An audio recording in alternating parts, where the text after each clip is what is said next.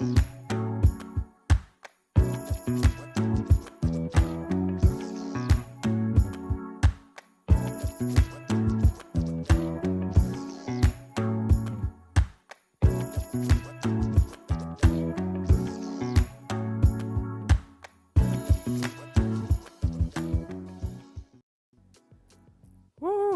Woo. We're finally here.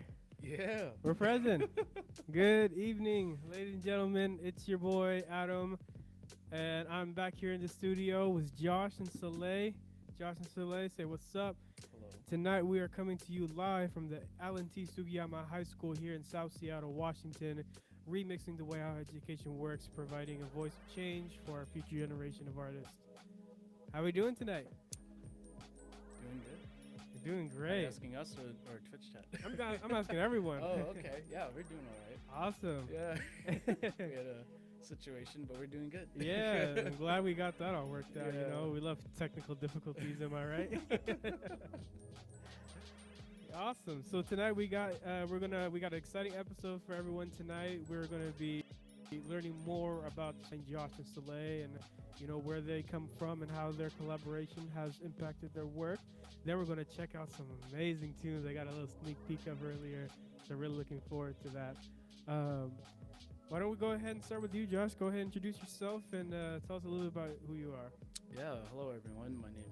I'm Josh Valdez. I use he/him pronouns.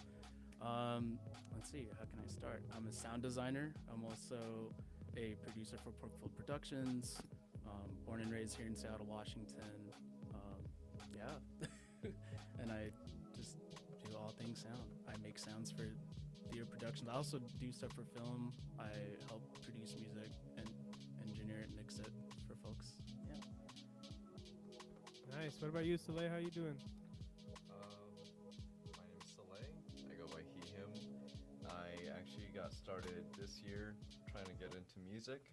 It started off just making tunes and then ended up reconnecting with Josh for some time, and he invited me into a theater scene, and we just started a musical score for this production, and here we are. Nice. Yeah.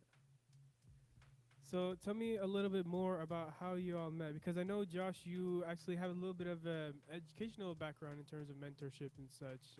Can you speak more to that? Yeah, for sure. How are you asking, like, how we both met in general? Yeah. And then go, okay, yeah. High school. We both went to Franklin, class of 2013 and 14. Yeah. Let's go, Franklin. Yeah, let's go Quakes. We didn't really meet until lacrosse.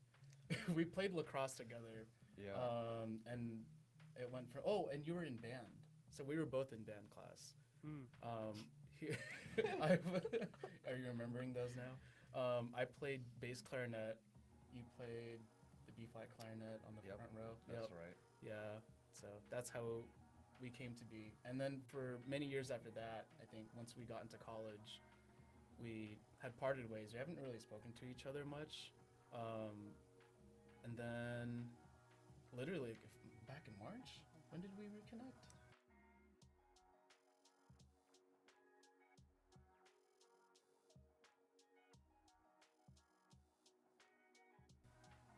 I hit Josh on January. Yeah, somewhere around there.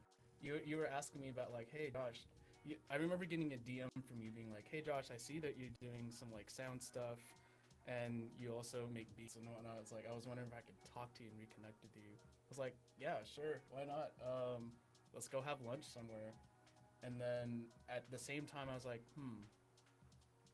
we were just starting pre-production for She Devil of the China Seas at Porkfield. And at the time, everyone was getting assistants. And I thought to myself, it would be nice to have one as well. Because originally, for some folks who didn't know, we originally wanted to mount it at Annex Theater. But because the pandemic happened, all of the plans got scrapped. And at the time, I did have someone who would help me compose music as well. And so I thought, could I have someone again for this time? And then I hit Saleh up. I was like, hey, I know you want to work on music with me. Would you like to compose some of the scoring for this play that I'm about to do in the summer? I was pretty aggressive about taking the opportunity. I was like, whoever that other person is, like, I'm here. I can do a better job. Talk about kicking Not out the true. competition, huh?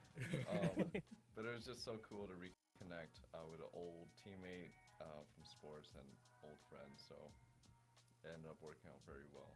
Yeah. Yeah. Yeah, I'd love to hear that. And we're gonna talk a little bit more about your experience working on She Devil China Seas, which is, as I said before, wonderful job. I just recently gone to see closing night. Thank you. Really amazing performance, sound, perfecto. But I want to go ahead and sort of dive in deeper into each other's backstories. Josh, I know we met originally through CAN, College Access Now. Actually, Yep. you were one Yep. of my first college mentors who had a background in theater, and so that was a really nice guidance for me. Mhm. Can you go ahead and speak more to how working in theater and education, the two worlds, how do those two collide? Oh, okay. So, mm, it's like one of those interview questions I'm gonna have to like get deep in. So let's see. How did I get into all of that? So music has been a huge part of my life growing up as a kid. Like, I mean, I can think back to when my dad used to play me like a whole bunch of heavy metal music, or like play me some house disco music as well, or like old Filipino music, like old Filipino folk stuff. And he had his own, like he had a sound system at home. So, and as a kid, I used to mess around with equalizers and shit. And so all of that was, could I cuss? I just realized I said, I probably shouldn't. So, Yeah, let's just keep it low key for now. okay, all right, cool.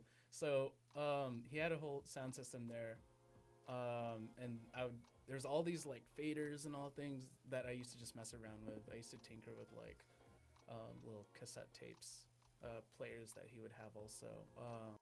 So that's like little hint of background for what ended up coming into college for me, because like when it was time to like sign up for college, I was like, okay, what do I want to major in? What do I want to study? And I wanted to study music. I wanted to study sound. And so I went to, even in Franklin, I was in concert band for a few years. Then going into Seattle Central College. I was studying jazz performance there with Dr. Brian Kirk, and he's an awesome professor. If anyone wants to take classes with him. Oh, you had him too. I had him too. He also taught Macklemore, guys. So. Oh, that's true. Yeah. Hold on. Alicia Hold Keys on, I and the gotta- chocolate rain guy. I gotta link The up with this chocolate. dude. Have him on the show. Get out of here. Yeah. It led to like, okay, I should have a backup just in case. Then I started getting into psychology. Decided to transfer over to UW Seattle, get my psychology major there. But at the same time, I was still doing a lot of like either music production or getting my hands onto like more of the technical stuff, like designing stuff. I was part of their DX Arts program where that's where I learned a lot about sound design, how to mess with synthesizers, or just even creating stuff out of computer code, which was really cool. Learning ambient soundscapes and all that. And so I started doing that, and then I knew at UW, I was at FASASO UW, which is the Filipino Student Association over there. And every year they do this thing called Phil Night, which is they put on like a talent showcase or a theatrical production. And they always had roles that you could sign up for, and there was a sound technician one. And I said, okay, I'll do that. And they asked me, hey, could you make sound cues for this whole thing? And mind you, I've never done that. I was like, okay, I guess I'll look up some door noises and things. like a door opening, closing, maybe like a school bell and all that. And then I did it for 1 year. Then I did the next year. And then after that, someone had told me like, hey, there's a independent Filipino playwright who's looking for a stage manager. And maybe you do this stuff, Josh. And I was like, maybe you could work on that. But at the time, I was like, stage manager? Oh, maybe I could do my sound stuff. So I ended up doing that around my last year of college there. I had worked on that. That was like my first professional theater gig, and it was super weird because it was like, okay, we didn't have a sound designer, but they told me I was going to be like the assistant stage manager, and I did not know what that meant. I thought, do I just have to like look over the rehearsal and whatnot? I didn't realize I had to also send email reports and all of that. But it was cool though because it gave me like some hands-on experience with what it was like. I ended up being the assistant stage manager actually. And then when it came time for designing, they're like, we need a sound designer. And I was like, oh, I could do that again. But they were like, are you sure? Like that never happens in theater. Right. But I said, how hard can it be? So I ended up doing that. Yeah. Awesome. Yeah. So it sounds like you really took a lot of risk, and you put yourself out there, which must have been very, frightening and nervous. I bet. It really was. So Saleh, we've heard that you and Josh were in band for a while, and then you pretty much drifted apart. What happened after then? Yeah, Josh. What's going on since then? Hey. No, just kidding. Funny story about that. Like we were in band. I think I only stayed for a quarter. It was You a did, really. yeah, you did leave. It was a You did It leave wasn't that. even like a whole year. I was like, oh man, I'm gonna be in band. This is quite, awesome. I'm getting into music.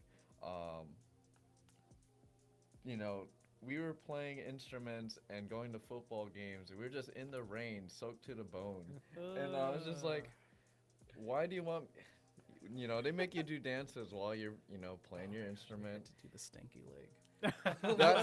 That's the one that made me leave. I was like, What? Really? we're like, do the stanky leg, do the stanky leg. And I'm like, we're doing this in the rain. Nah. I got no layers under this. And I was like, maybe music's not it. And so I left. I tried to do other things around our high school. Try to take over like a rock band that Josh's friend Justin was a part of. After that, I said, music and these passions are going to take a lot of, personal money to invest in. And to solidify that, I should probably look for something first, more lucrative. Right. I ended up going into engineering and switching over to like a business analysis track. I'm actually still in school and finishing up my last class over at Bellevue University. That's College. online in Omaha, Nebraska, not to be confused with the Bellevue over here. And while I started getting into the field and getting remote work, I was like, man, this is opening up some doors for me. And now that I'm a little bit older, I don't have to depend on my parents for getting instruments. I could just buy this stuff on my own. And after initial, investment like a MacBook and like a small, keyboard, I think it was just off to the races from there. And it was just eating up YouTube video after YouTube video. Didn't have any sort of formal education in music. Like the stuff that I received in high school was pretty bare. After that, it was just focusing on improving my active listening skills when it comes to music. Isolating like instruments in my head, and then eventually I want to reach out and network with other musicians in the Seattle area. I started going to meetups, trying to form bands, and then I was like, wait a second, like lowest hanging fruit is people from my alma mater, so why don't I just reach out to Wow. and Oh, I see. yeah. So I really like the way how everyone is coming from their own has taken their own routes, but at the same time, both of y'all have taken risks and really taken the lead in terms of pursuing a passion that you really care about. So I really respect that. Now I want to jump into we talked a little bit about where y'all coming from, what are your experience have been like. Now I want to talk a little bit about how that collaboration has worked on working on this latest production of She Devil of China Seas with Porkville Productions. So I know you said that you guys both linked up and were like, Josh was like, I need an assistant.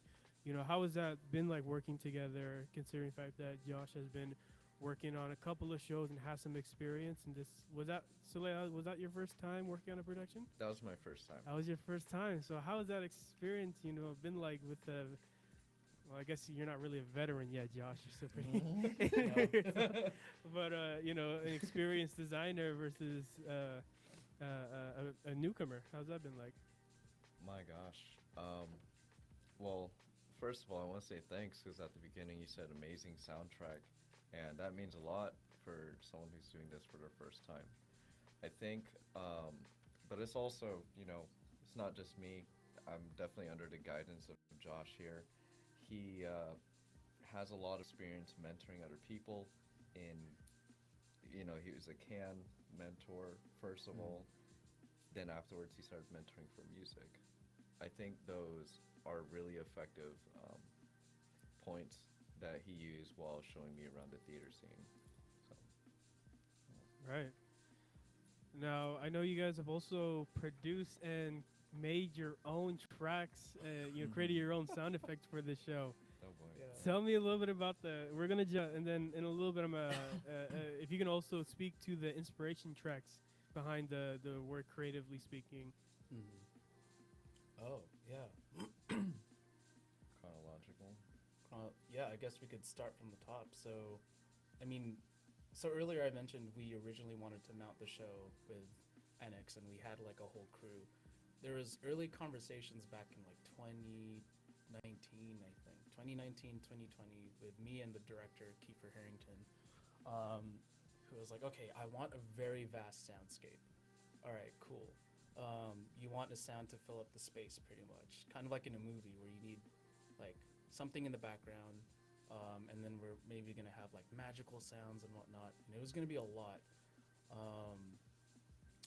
And then, sorry, what? What was your question again? Yeah, I just wanted to know a bit more about the inspirational tracks behind the sound effects y'all created. Yeah. Oh, okay. And so, yeah, we had. I mean, Saleh and I, when we finally met up again, and when we started picking up from those conversations, I shared those same thoughts with Saleh. I was like, okay, we got to have something vast. And Kiefer had really wanted us to speak more to like the epics. So at one point, Saleh brought up Genshin Impact. Very Pretty good, epic, man. very good. I like that. Yeah. I like that. You gotta find what's been done before. Exactly. Yeah. Genshin Impact, we listened to some tracks off of their soundtrack, and we thought, okay, let's borrow some sounds. But even just from the game itself, thinking about what magical sounds we could produce ourselves, we had went in on that and just think about, even like pirate sounds too, like swashbuckling knife things. We had to think about Pirates of the Caribbean a little bit. But how could we do that but be Asian as well? Because this was a story based off of 19th century China and the pirate fleet at the time, and so we wanted to capture that as well, like big vast ocean waves. We would just pull a lot of samples of that, and when it came to like magical sounds, we were like, okay, what would mean magic? Like we know there's whooshing sounds. At one point, Kiefer's like, could we hear bells or like tinkling sounds? And so we ended up pulling a lot of inspiration from like, I think we were just thinking about like. I think I was watching, we were looking at Jackie Chan Adventures. Oh, that's so I think we were also looking at possibly Aladdin, just a whole bunch of like Disney films whenever they use magic, and paying attention to what does it sound like? Is it like a bell sound? Is it like, you know, this looming ominous thing if there's like an evil force? And then break that down like, okay, that's in a certain key, that's on a certain type of instrument.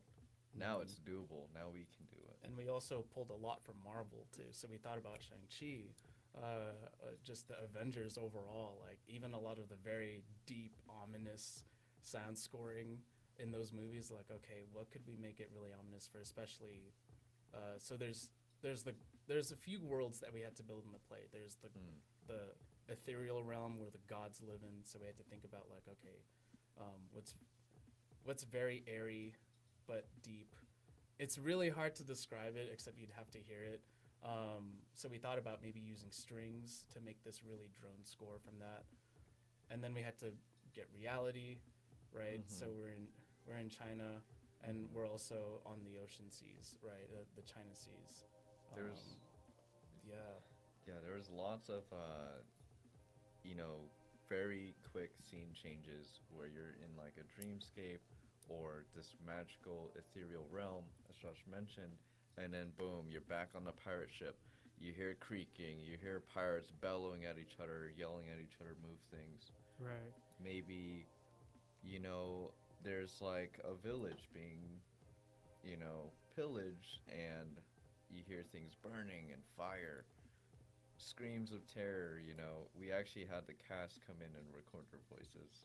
yeah. Mm. That was Yeah. really cool. It's anything that would just match the energy of that of a Marvel movie, while capturing like magic sounds of like a fantasy video game or Disney. Right. We had to fill up the whole space. There was going to be no silence unless it was like a very intense part. Then there would be silence. But no, we had sounds all throughout. Yeah, I mean, I remember when I was watching the show, like being like taken into another world and then going back.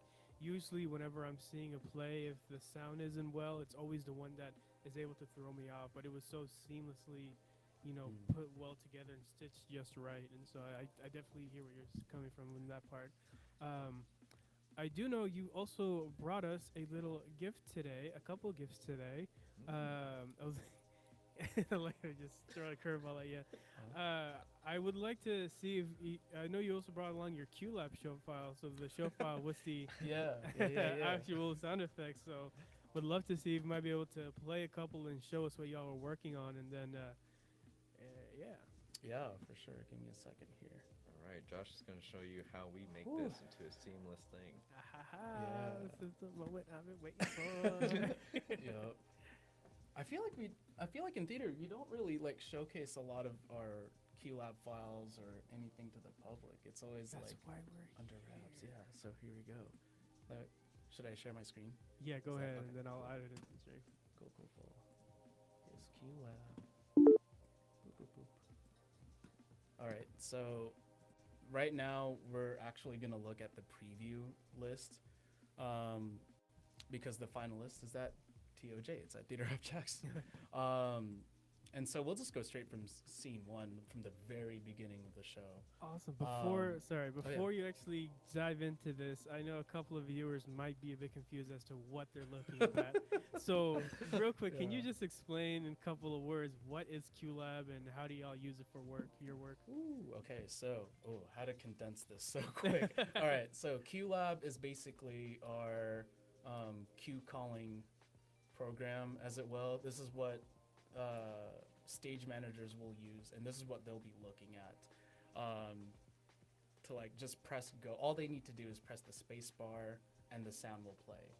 And our job as sound designers is making sure it's all organized so that whenever they press go, the sound plays. And so when we built this, if we go back to QLab here, you can see that there's all these little boxes. So like, and off to the side, there's like Q number 1, 2, 3, 4.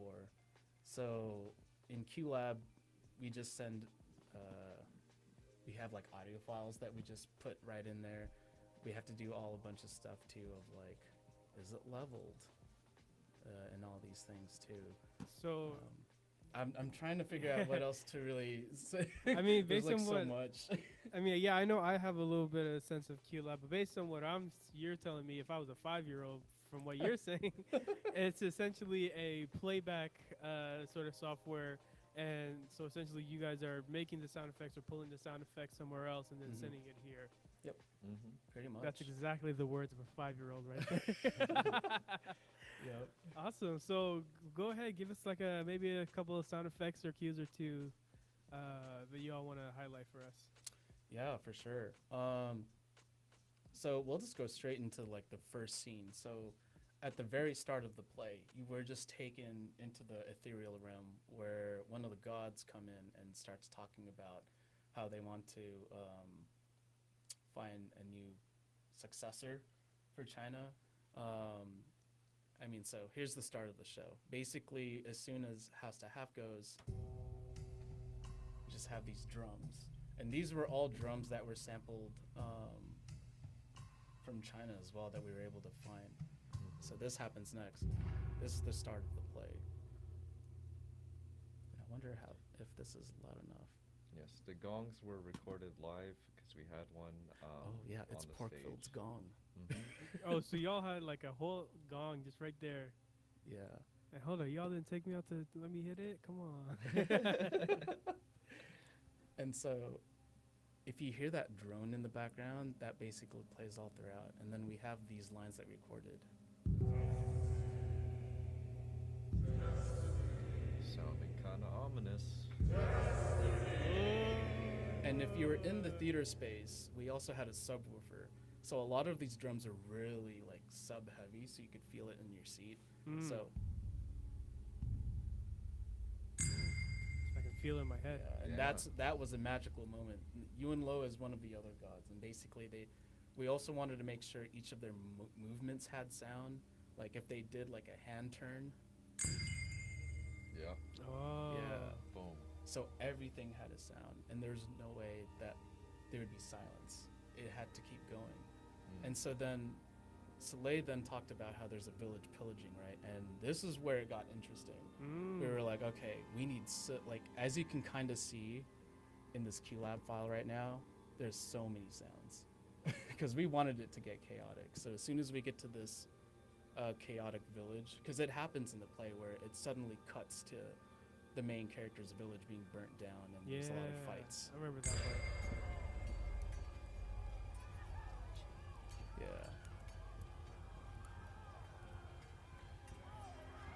So yeah, there was always sound, and we could exit that. But even for like transitions, we had moments. We're just gonna fast forward now, if that's okay. That works. Yeah. The very first transition going to scene 1.1 to 1.2. Then we're like, okay, we need music, because this is where they're gonna set the scene pretty much. So we'll just play that. That's where gods leave. Lights come up. This is a magical scene to show in terms of just all the activity going on, and it really shows how like when we stack all these sounds up, you can really build a soundscape and make people feel like, wow, there's a lot going on. So, in this transition, as we're building the whole world, each actor had their own sound cue to enter on. So there's a bow seller, someone who comes out and literally is like, I remember. bow. Yeah, she was going around. Bow. It's like, yeah. Bow. 2 for 1. I was so close to just taking one. It was so tempting. There was also a ship bell because we're on the docks. Yeah. We had a beggar, so we had coins. There was a bar fight happening, so someone got launched onto the stage. And then the officer would come by and whistle at them like stop. It's interesting, I'm looking at the beggar's coins, and I was like, that's something you wouldn't expect for it to be a sound cue. It's maybe something where there would be actual coins, but y'all actually took it to the next level, and was that something you recorded yourselves, or you pulled that? Oh, we had to pull. Yeah, we pulled some of these sounds. Oh. And I've seen other shows do stuff like this before too. When maybe a couple more shows into my career, at least with theater, when I was doing a lot of stuff at Annex, there was a sound designer there, Chris A. Neal, shout out, I hope you see this.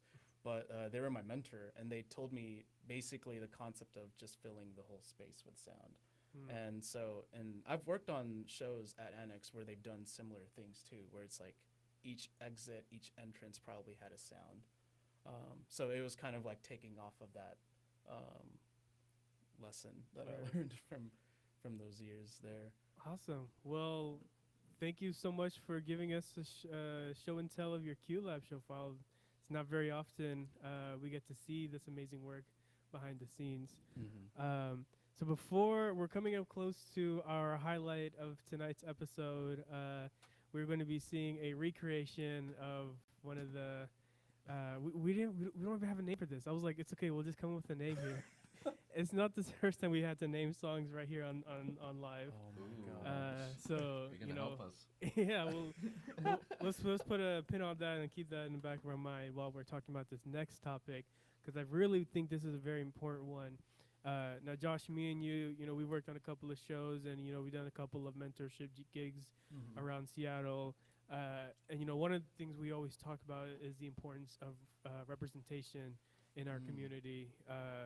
As we're both aware, the theater industry is a very not so diverse, very white run industry, and Mhm. we're talking about joining these programs. We're starting our own educational program supporting youth of color and different backgrounds. And I just wanted to know if we can talk a little bit about how representation plays into your lives. How does have y'all been impacted by working in been ever been in the space where you're like, I wish there was more of me, or more people like me. Yeah, what are your thoughts on that? Can I go So- first? Yeah, go ahead. So I've been really privileged to have She Devil as my first production to work on, because it's taking place in 1900s, 1800s. Come Sorry, on. Roger. Come Just a on, sound guy. nah. But a lot of the cast were Asian American as well, and that's not something that I was very used to, even seeing in the field of music. And so it immediately kind of felt, it's gonna sound cliche, but it felt like home when you see a lot of people that might have similar experiences to you growing up in the same field. So it just felt welcoming. And honestly, that just lets the creativity flow a lot more. Yeah. Yeah. What about you, Josh?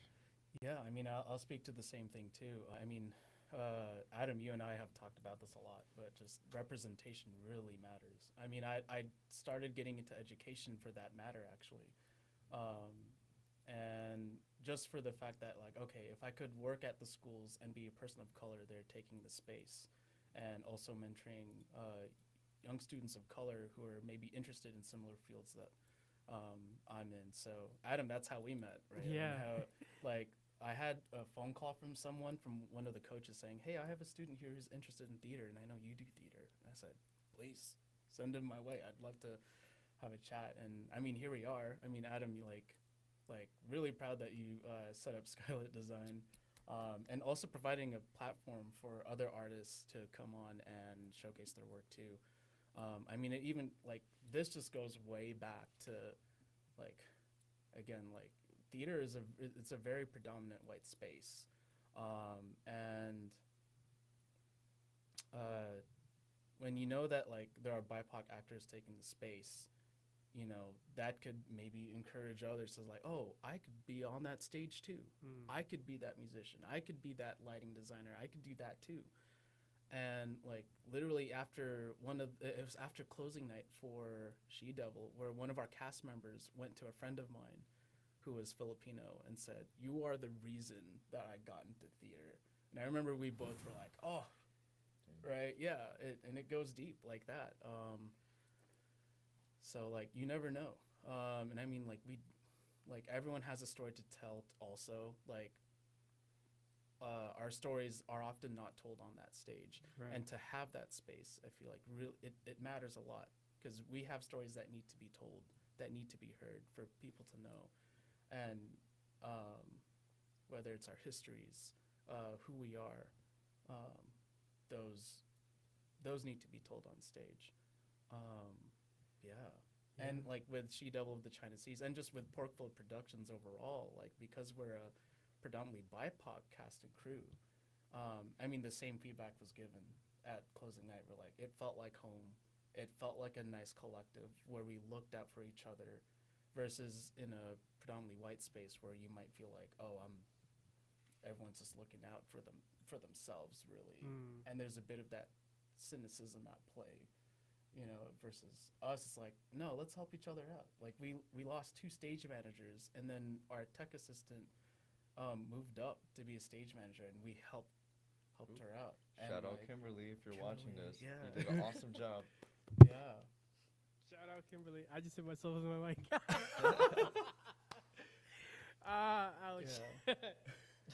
Well, yeah, no, thank you so much for saying that, because that's just, something like a lot of people are working on changing around, the industry, and we need more voices. We need more words of affirmation about how important these spaces are, because, as me, Josh, as I keep telling you, every time I keep doing in like a play in a lot of these majority white houses, I'm just like, I gotta get out of here. It's like I don't even really feel at home. Like that. You'd be the only yeah. black person in the space, and it's just like it really has an impact, like you said, Saleh, on how the creative output looks like. And just imagine a space where it's full, BIPOC led, fully produced by youth of color.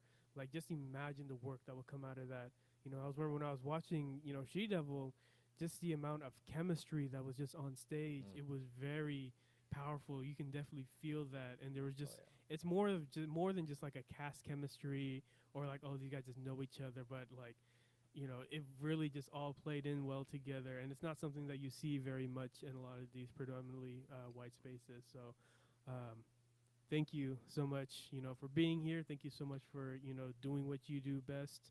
I look forward to, future adventures, working on, working in these more predominantly white houses.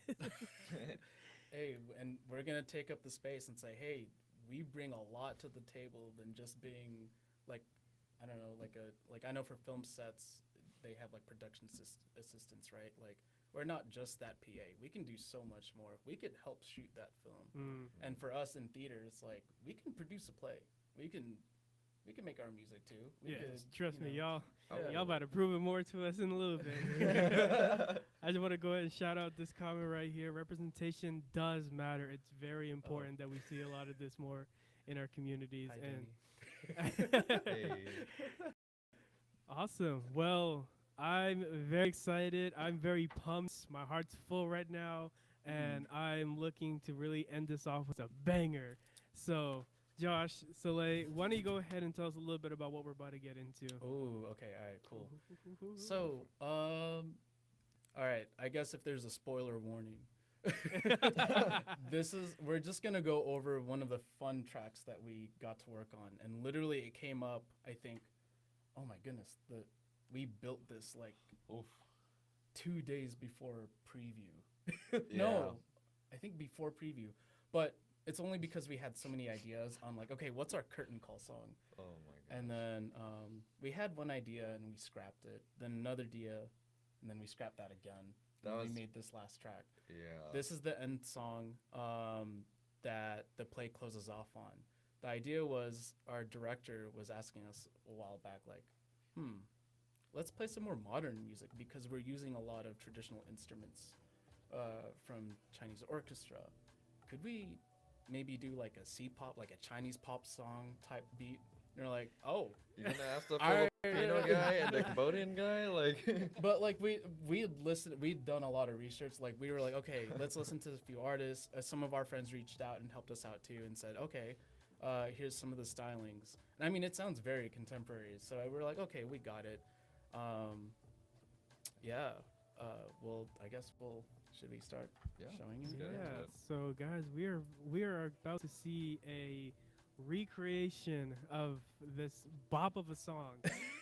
we're gonna need your help to name it. Yeah, and maybe if viewers in the chat want to hop on and come up with some names for what we're gonna name it, put it down in history. Who knows? Maybe this is the song that goes to Broadway. Oh my Your goodness. name of this song is gonna be known all over Broadway. Imagine. My, Roger Tang, who was not only our executive producer and playwright, but oh my, if this makes to Broadway, that would be really cool. It better, man. It better. Okay, cool. So we're looking at, for any of the music production nerds out there, this is Ableton We don't need to start. I know there's always arguments over which is the better one, but Just start with one. let's just start. pick Let's just one, start with one. Choose one. We're using Ableton. So what we're gonna do, just for fun, is we have everything built, but we're just gonna go one by one and talk about how we made this song. It'll be fun. So I think how we had it was we had a song that we had listened to called Hustle by Tifu Chen. And originally we decided, okay, let's chop it up to find the sections we wanted to play, to draw inspiration from, maybe pitch it up and down just so we know what chords we want to play with. And so literally it started like this.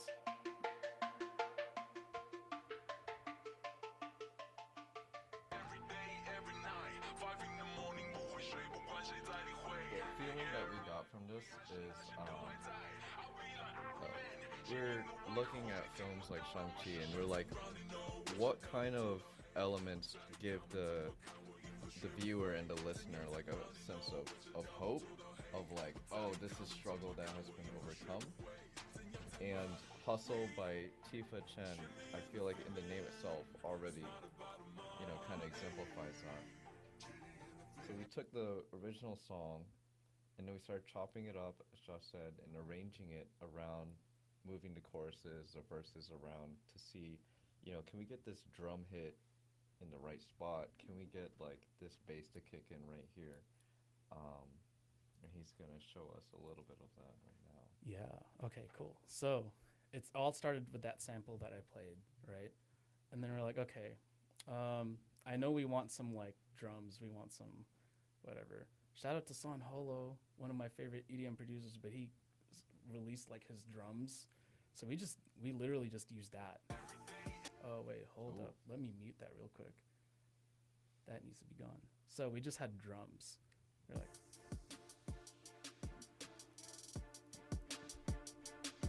We're like, okay, cool. I'm gonna let this sleep for a bit.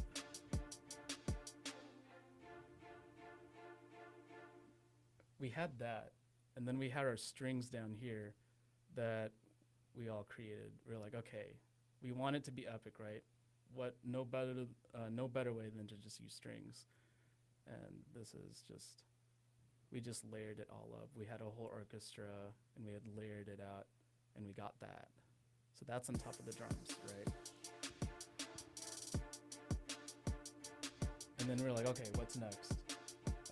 Our bass. It's gonna be a pop song, so we're gonna have some pop and bass. Okay. And that was just that. Yeah, there's gonna be more. We said, okay, no, this sounds too dry of a bass, so let's layer it with like maybe some distortion. It's very subtle, but yeah, there you go. So then we had this. That was our working loop that we had also sent to Kiefer. Then we said, all right, let's do a build-up. Let's do a build-up. So now we got this. And I had this is also from Sanho. Thank you, Sanho. Just had those drums come up. And we had chopped it up so that we could use the right notes that was there.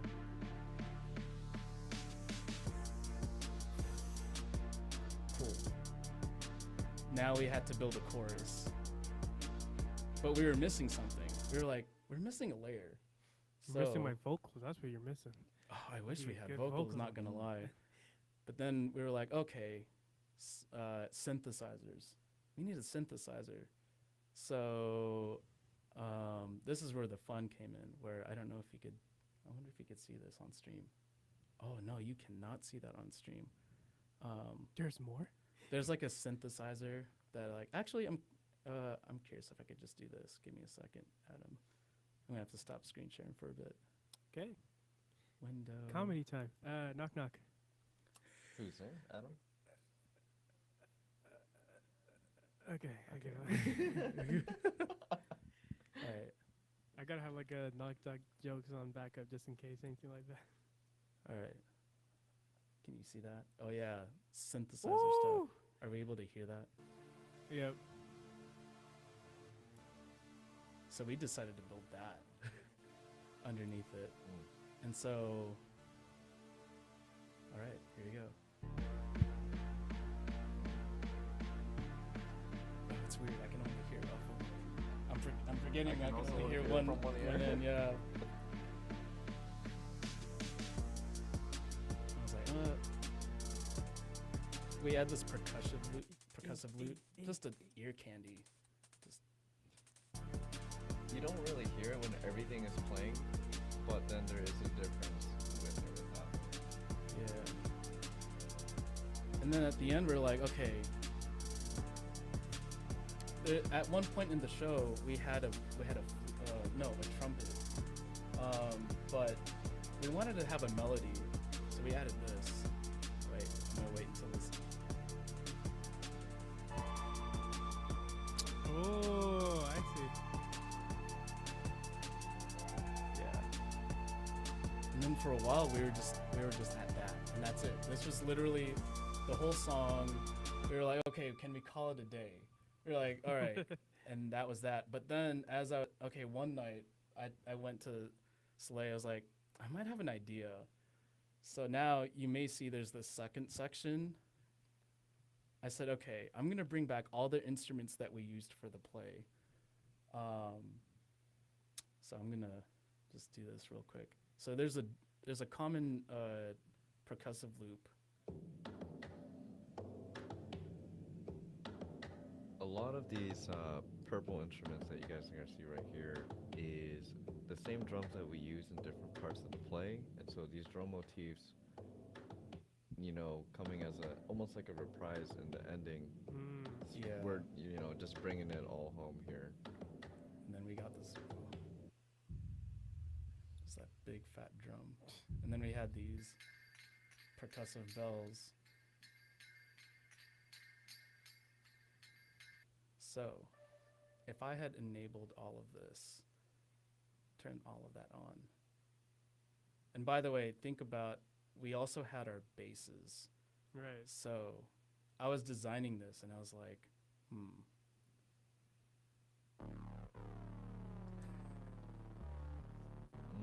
I was like, okay, there's something there. So, we had our song pretty much. And so, if I'll go ahead and just let the whole song play and we'll let everyone enjoy all of it in its beauty. Yes. Oh, also, actually from the start of this, we had a sample from the actual reference track.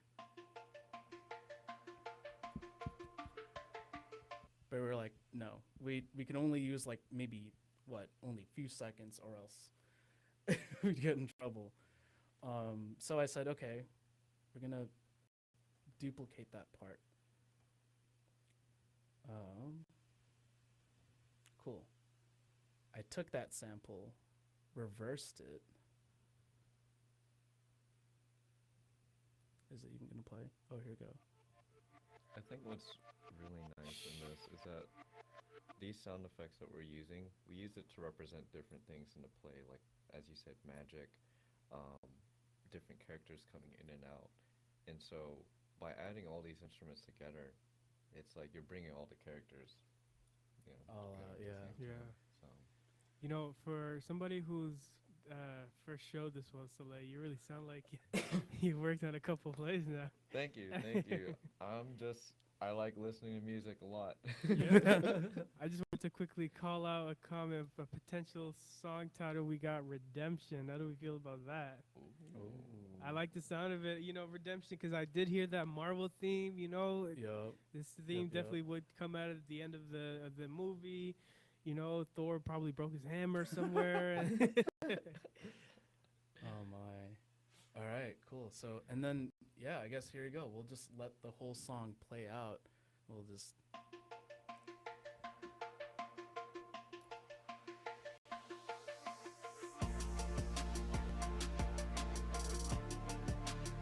Curtain call. The cast thinking about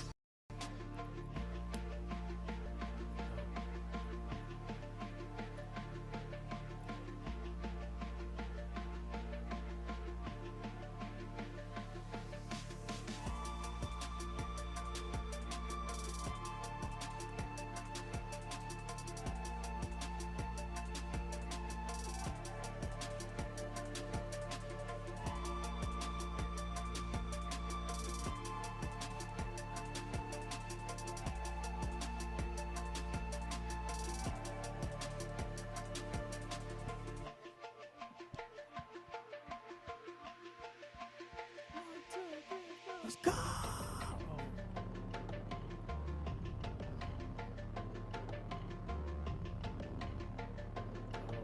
It's like the final end credits, like leaving the movie theater screen, you know?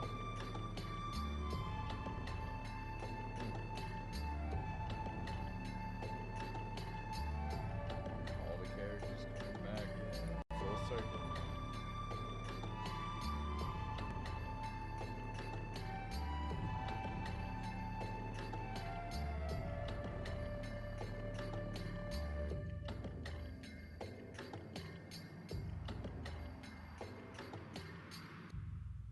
And that's that.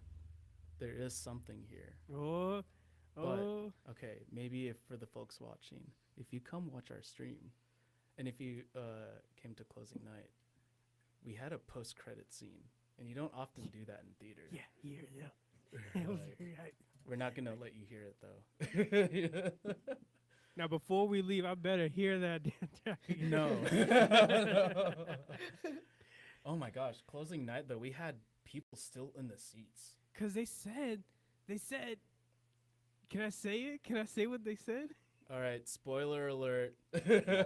Go ahead, go ahead. I mean, he just said, if you're a Marvel fan, stick around at the Oh. end. So we were like, okay, we stuck around. We were not disappointed. Yeah, and we had so basically the whole story would technically be a trilogy, and so this is just part one of the whole trilogy for She-Devil of the China Seas. So Are we getting a part two? Maybe. maybe, yeah, You heard it here, folks. You heard it here first, folks. Awesome. yeah. Was that everything? Oh my god, I feel like there's still some more. Oh my goodness. I mean, we could also just run through all like the sound inspiration for this track. Like, Yes. we already showed you the Mhm. I would have to show streams again, but I mean, we already showed the song that inspired that whole thing in general. We had another song in here. Actually, I might have to go on YouTube real quick. Actually, give me a second. Spotify. Hold on, give me a sec. You won't get DMCA'd, would you? Hold on. We now. might actually. We might actually. We might actually. So Let's not do that. I think we're solid right here. Yeah. Listen, bro, I'm not risking nothing. Yeah, heck no. But there's like a few songs that inspired the whole like song itself too. Like, it wasn't just that one song. Like, the last drop was inspired by another song I've been listening to called it's from Magdalena Bay, called Dream Catching, and literally the second half of the song also has like a very deep bassy drop.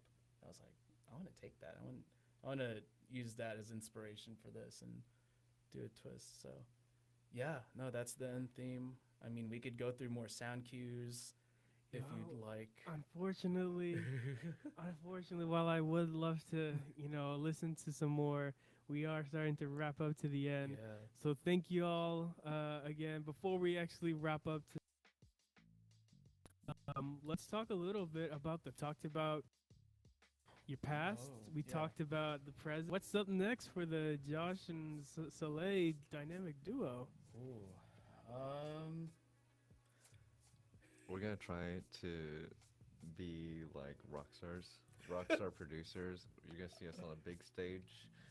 One of these days. Well, actually, so this is more of a personal project of mine that I asked Saleh to be a soundboard on.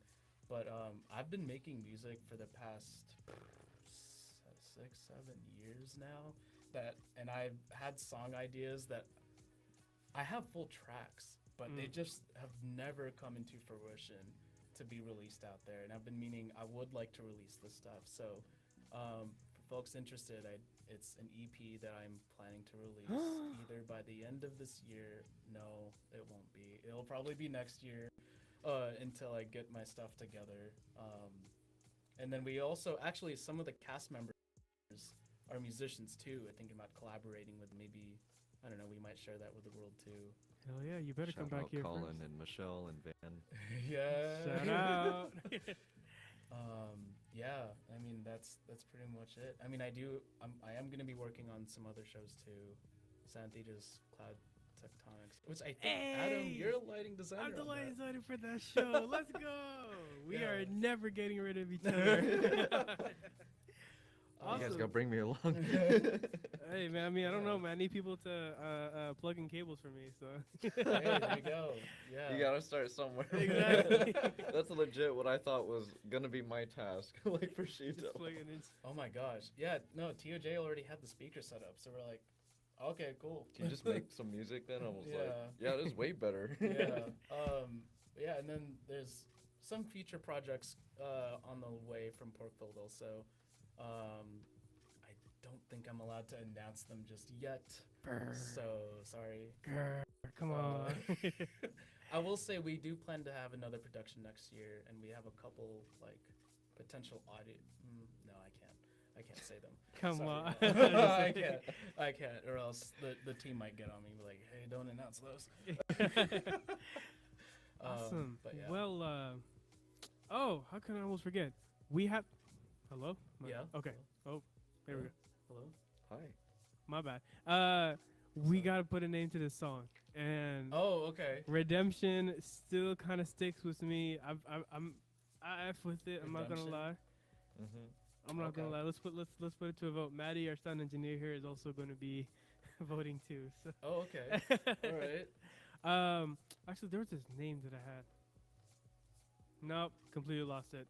Anybody else have any other name suggestions before we throw it up for a vote? It's way better than what my sample for it was called. What was it gonna What be was it called? I was like, okay, this is called Hustle by Tifa Chen. I literally called it Hard Work. Oh my god. We're not naming it that. And I'm like, thank God they didn't show up as a freaking title. That would have been No. terrible. No. Oh wow, man. I was like, we just need this quick and dirty. Oh my goodness. okay, well then, glad we avoided that mess. There you What? I go. mean, what other? Okay, I feel like I had a name for it when we were. I mean, the reason we didn't title it, we're like, we gotta have this ready for preview. We just went from there. There's redemption. We're not using hard work. Sorry, Saleh. Not taken. I was like, I hope to God someone chooses Someone something choose something else. You know, I think we have a winner sitting right in front of us. So Yeah. Redemption. It looks Redemption pretty it is. solid. Congratulations. If this makes it to Broadway, we cannot promise any royalty credits, but you know. Hey, no, they gotta. Put you on the program. They gotta hit us up if they want to use a song.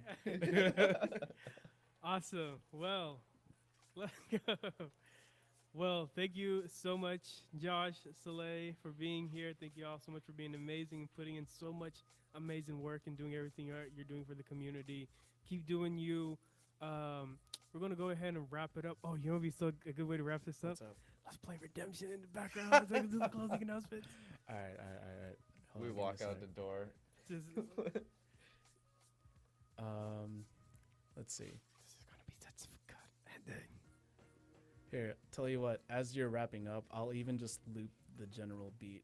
Oh, That way, it'll just keep going. We should have had you talking over the final song.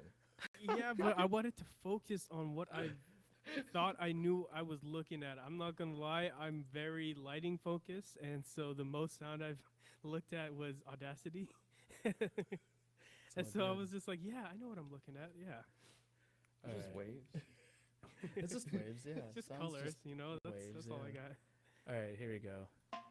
Woo! Awesome. Well, that wraps it up here for us, folks, tonight. Thank you all so much for tuning in. If you're new, make sure you drop a follow, subscribe wherever you're watching from. We'll be back next week here at ILT Sugiyama High School, #1 school out here in the Southend Seattle, changing the way of education. Thank you again to our guests, Josh and Saleh. Josh and Saleh, peace out. Thank you all again. I'm going to keep saying thank you until we leave this building. But that's all from us, folks. Till then, catch you next time. Woo!